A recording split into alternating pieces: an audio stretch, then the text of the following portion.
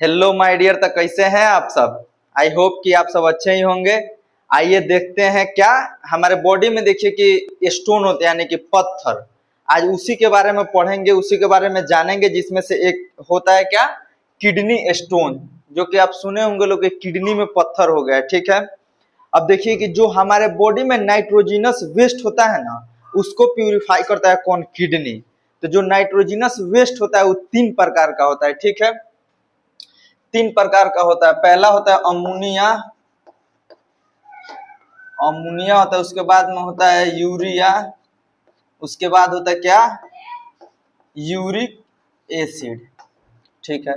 जो अमोनिया होता है, इस जो नाइट्रोजनस वेस्ट है ना, इसको निकालने के लिए बॉडी से बाहर 500 ml वाटर का जरूरत पड़ता है। कितना, 1 ग्राम अमोनिया को बाहर निकालने के लिए। जो कि वाटर का अमाउंट एक बहुत ज्यादा हुआ, जो कि किस में प्रेजेंट होता है, अमोनिया फिश में एंड एक्वेटिक रेप्टाइल्स में, मतलब जो पानी में जानवर मैमल्स रहते हैं उसमें होता है, ठीक है।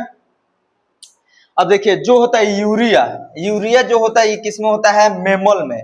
और यूरिया को बॉडी से बाहर निकालने के लिए 1 ग्राम यूरिया को निकालने के लिए लगभग 50 ml वाटर का जरूरत पड़ता है। और ये जो होता है यूरिक एसिड, ये सब होता है क्या, बर्ड्स में यानी कि चिड़िया में। इसको निकालने के लिए 1 ग्राम अगर यूरिक एसिड को निकालने के लिए लगभग 10 ml वाटर का जरूरत पड़ता है, ठीक है। हम लोग को जानना है क्या, यूरिया जो कि मनुष्य में होता है यानी कि मैमल्स में होता है, ठीक है। अब देखिए जो कि यूरिया होता है, क्या करता है कि ये हमारा किडनी है, ऐसा 1 पेयर यानी कि 2 किडनी होता है ह्यूमन में। जो क्या करता है कि जो यूरिया होता है ना, यूरिया को कलेक्ट करता है। जैसे मान के चलिए किडनी का क्या हुआ, मेडुला, और ये हो गया हमारा क्या, कॉर्टेक्स। जो बीच में भाग है, इधर वाला मेडुला होगा, इधर वाला कॉर्टेक्स हो गया।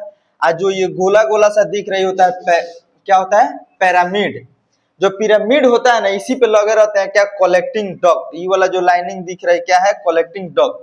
यही क्या करते हैं कि यूरिया जितना भी मनुष्य के यानी कि ह्यूमन के बॉडी में यूरिया होता है उसको कलेक्ट करते हैं यानी कि खींचते हैं कलेक्टिंग डक्ट से, और उसको प्यूरिफाई करके और क्या करते हैं कि बॉडी से बाहर निकालते हैं, ठीक है। तो इसी में देखिए कि जब ये कलेक्ट करते हैं ना यूरिया, उसी में क्या होता है कि किडनी में हमारा calcium phosphate and calcium oxalate अगर स्टोर हो जाते हैं किडनी में। जैसे मान के चले कि हमारे बॉडी में कैल्शियम का मात्रा जब बढ़ गया, तो पूरा जितना भी हमारे बॉडी में हर एक पार्ट के पास में कैल्शियम है, तो ये जो यूरिया जो कलेक्ट करता है उसी में क्या होता है कि कैल्शियम चले जाते हैं।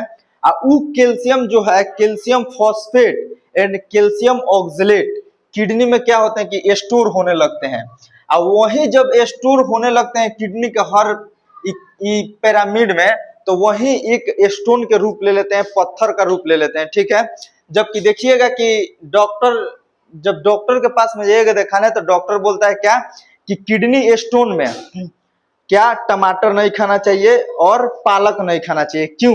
क्योंकि टमाटर जो होता है, टमाटर में ऑक्जेलिक एसिड होता है और पालक में भी ऑक्जेलिक एसिड होता है।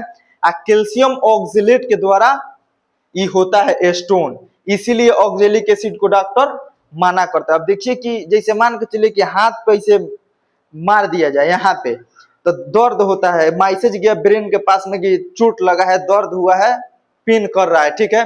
अगर वहीं धोकर थूर दिया जाए लाठी उठी से, तब टूट जाता है, तब लगातार पेन होता है। क्यों? क्योंकि वहां का जो बोन है, टिश्यू फ्रैक्चर कर गया, और वो मैसेज पहुंचाता है कि इसका ट्रीटमेंट करो, नहीं तो दर्द हो रहा है।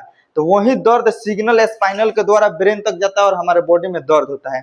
ऐसा ही क्या होता है कि जब किसी इंसान को किडनी स्टोन हो जाता है, देखिए एकदम दर्द के मारे छटपटाते रहता है, अनकंट्रोल्ड दर्द होता है, पेन होता है उसके बॉडी में। जब यहाँ पे जब कैल्शियम ऑक्सलेट यानी कि स्टोन का जब रूप ले लेता है, जब जमा हो जाता है कैल्शियम ऑक्सलेट, तो क्या करता है कि यहाँ के सेल को डिफेक्ट करता है, यानी कि सेल को क्या करता है कि मारते रहता है। तो सेल क्या होता है कि बार बार सिग्नल भेजता है ब्रेन को कि जाओ जाओ, और बोलो ब्रेन को कि हम लोग को डिस्टर्ब कर रहा है, हम लोग को दिक्कत कर रहा है, इसीलिए पेन होता है, ठीक है। और वो भी इतना जोर का पेन